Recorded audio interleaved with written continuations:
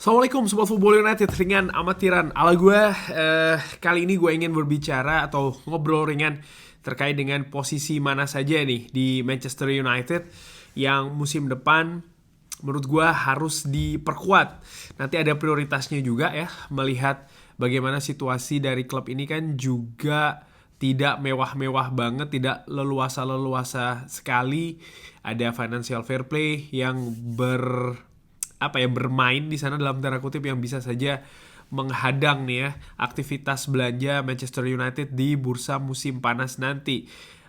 Yes, gue tahu musim ini masih terus bergulir, tapi dengan masuknya Ineos dan bagaimana spirit ya ingin melakukan perubahan di skuad Manchester United ini, menurut gue membuat besar kemungkinan Manchester United juga terus akan beraktivitas secara lebih aktif lagi di musim panas nanti. Perubahan struktur, CEO yang baru, sporting director, bagian rekrutmen, menurut gua mereka pasti akan berkolaborasi karena Sir Jim Ratcliffe juga mengatakan kan dalam 2-3 musim ke depan Manchester United diharapkan sudah mampu bersaing, kalau tidak justru bahkan sudah mampu meraih gelar juara kompetisi Liga Inggris, sehingga aktivitas perubahan skuad, bukan perubahan sih menurut gue, lebih perbaikan skuad ini harus dilakukan secepat mungkin dan bisa jadi di musim panas nanti. Nah, kalau melihat Manchester United yang dari musim ini, by the way gue juga masih belum tahu apakah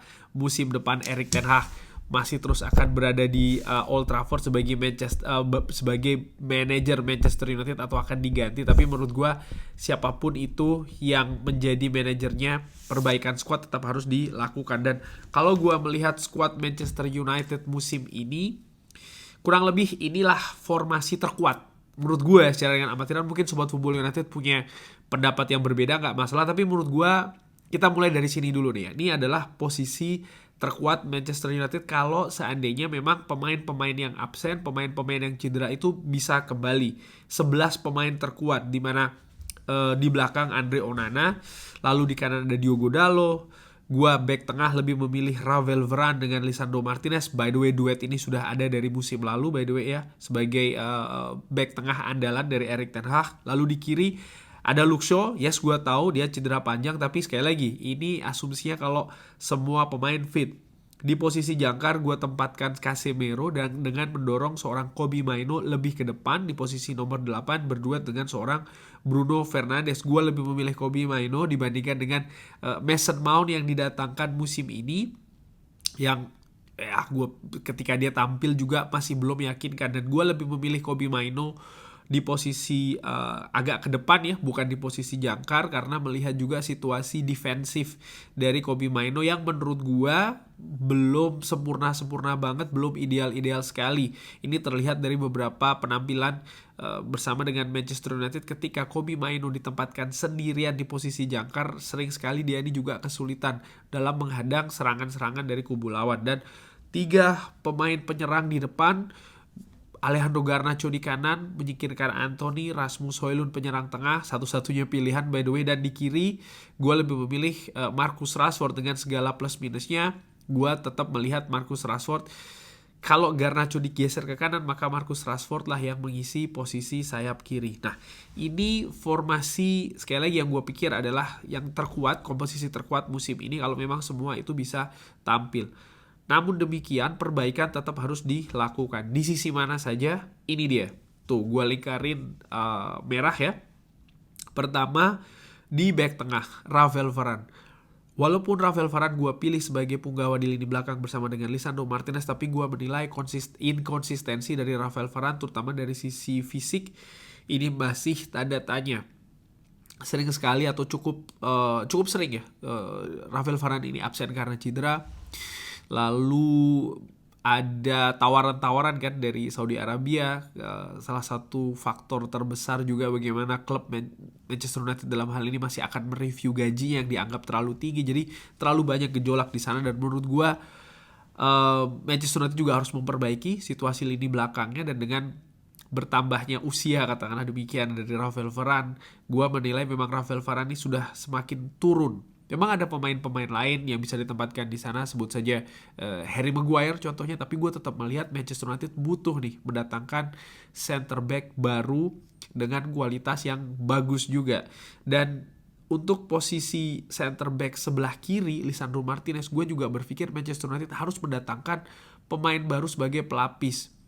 Cedera dari Lisandro Martinez musim ini cukup sering.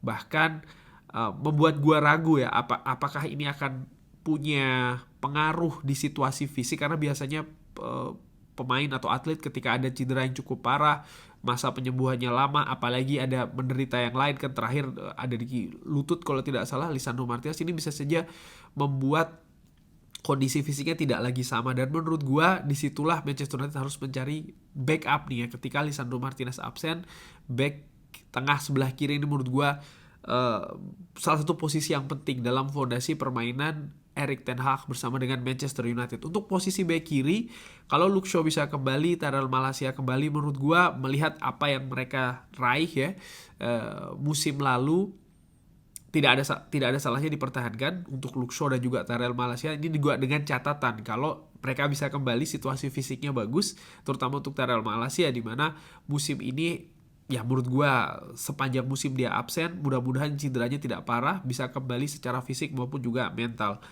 Bergerak ke posisi jangkar, di situ ada Casemiro dan pelapisnya.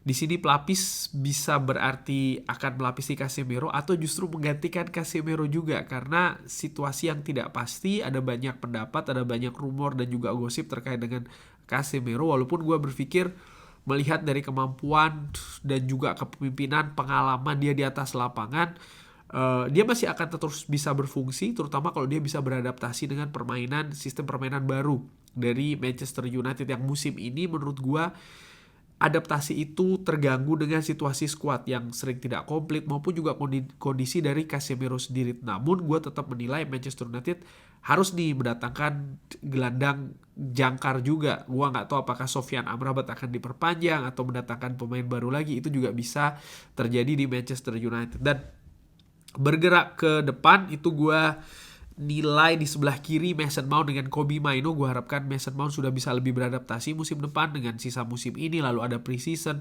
sehingga bisa berganti-ganti dengan Kobbie Mainoo. Kobbie Mainoo pemain fantastis, tapi gue tetap melihat pemain ini 18 tahun, riskan kalau dia dibebani dengan menit bermain yang terlalu tinggi. Jangan lupa pemain muda ini walaupun sekali lagi potensinya sangat luar biasa, belum paripurna, belum selesai, harus terus dirawat dengan hati-hati. Jangan sampai dia terkena sesuatu ya karena terlalu digeber, katakanlah demikian, yang akan mempengaruhi masa depannya, terutama di Manchester United ini harus dikelola secara hati-hati. Sekali lagi dari situ gue berpikir oke, gue harapkan Mason Mount dengan Kobbie Mainoo ini bisa saling melengkapi di posisi nomor 8, dan di sebelahnya Bruno Fernandes. Gue harapkan ada backupnya. Apakah seorang Christian Eriksen akan diperpanjang kontraknya atau pemain lain? Ini menurut gue harus dicari backupnya, karena Bruno Fernandes, terlepas dari banyaknya komentar dari sobat Football United maupun juga dari fans Manchester United begini dan begitu, faktanya sekali lagi Bruno Fernandes adalah pemain paling berkontribusi banyak di Manchester United semenjak didatangkan. Bahkan menurut gua Bruno Fernandes adalah pemain terbaik yang didatangkan oleh Manchester United setelah era Sir Alex Ferguson. Kontribusinya tidak usah ditanyakan, dan juga bagaimana menit bermain dari Bruno Fernandes hampir selalu tersedia ya, dengan jumlah menit yang sangat tinggi sekali. Tapi bagaimanapun juga ini tetap harus dicari backupnya, bukan mencari pemain dengan kapasitas ataupun juga kualitas yang sama dengan Bruno Fernandes, tapi bisa saling melengkapi mungkin dengan gaya permainan dan juga karakter yang berbeda. Karena kalau mencari yang sama 100% menurut gue itu sangat sulit sekali. Tapi perlu didatangkan ya pemain untuk posisi double nomor 8. Ada pemain lain memang yang bisa saja tersedia, contoh Scott McTominay. Tapi gue nggak tahu nih akankah Scott McTominay akan tetap berada di Manchester United untuk musim depan. Gue secara dengan amatiran berharap Scott McTominay tetap akan stay ya, karena kita punya pemain yang lulusan akademi itu merupakan suatu poin plus. Di samping juga Scott McTominay bisa dimainkan di beberapa posisi. Ini menurut gue salah satu atribut terkuat dari seorang Scott McTominay. Memang betul dia bukan pemain premium, tapi bagaimana dia juga punya pengertian ya, artinya karakter untuk bermain di tim sebesar Manchester United ini menjadi poin plus menurut gue dari seorang Scott McTominay itu tadi. Dan pemain depan, Alejandro Garnacho di kanan, menurut gue dengan Anthony ini bisa saling melengkapi. Yes, Anthony masih belum sesuai dengan ekspektasi musim ini karena banyaknya masalah dan juga kesulitan menurut gue dari sang pemain itu sendiri untuk beradaptasi di Manchester United. Tapi untuk melepas Anthony yang didatangkan dengan harga mahal, menurut gue itu akan menjadi sesuatu yang sangat ceroboh, di mana Manchester United pastinya akan menderita kerugian di sana. Sehingga